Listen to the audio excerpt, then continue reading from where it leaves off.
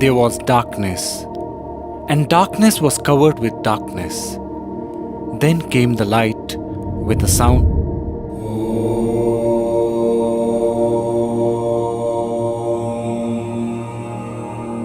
And Om gave rise to words or knowledge which got compiled as the Vedas.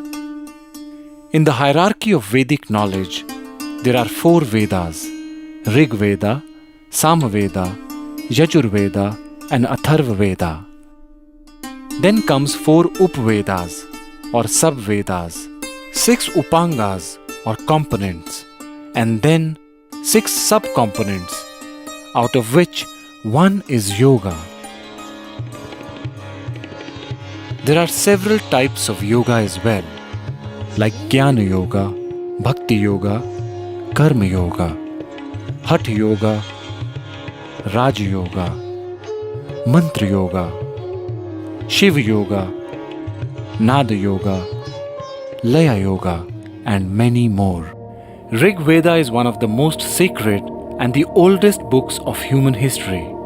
It is about 8 to 10,000 years old, and yoga is a part of this Vedic literature.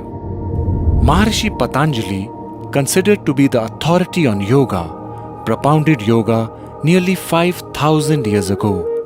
Lord Krishna and many saints of India have also spoken about yoga. In the Middle Ages, the practice of yoga was confined only to the royal and the scholarly class. It was taught to students in gurukuls after passing a rigorous test. In the recent years, by the effort of many spiritual and religious leaders of India, the doors of yoga have been opened to the common man and to each and every human being on this planet. Yoga is the union of body, mind, and spirit. The individual to the universal. Yoga is realizing the connection between the finite and the infinite, the manifest and the unmanifest. Yoga is bringing harmony in thought, word, and deed. Maharishi Patanjali elucidated 8 limbs of yoga, namely Yama, social ethics; Niyama, personal ethics; Asana, postures; Pranayama, directing the life force; Pratyahara, turning the senses inwards; Dharana, one-pointed focus; Dhyana, meditation; and Samadhi, merging with the self. Somehow, in today's age, yoga has become associated with only physical postures, whereas the central teaching of yoga is maintaining an equanimous state of mind.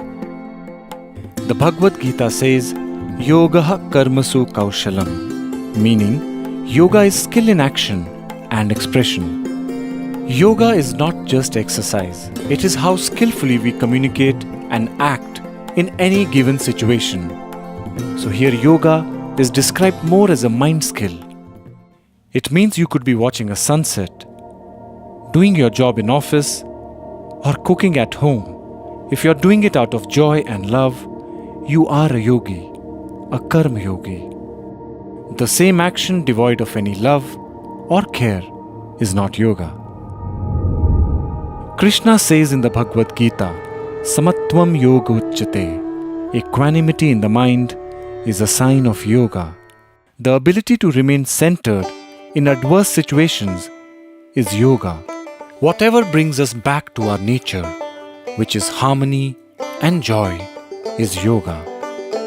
While postures make the body healthy, pranayama and meditation take the mind deep within.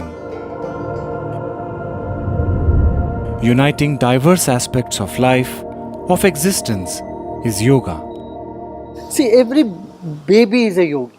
The postures definitely the baby does, but its attitude, the way it breathes, the perceptual ability, the sharpness, all these qualities of a yogi, a baby exhibits.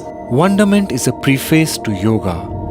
Vismayo Yoga Bhumikaha, the wow we experience many a times in life, is a prelude to yoga. Anyone engrossed totally in anything one is doing is yoga.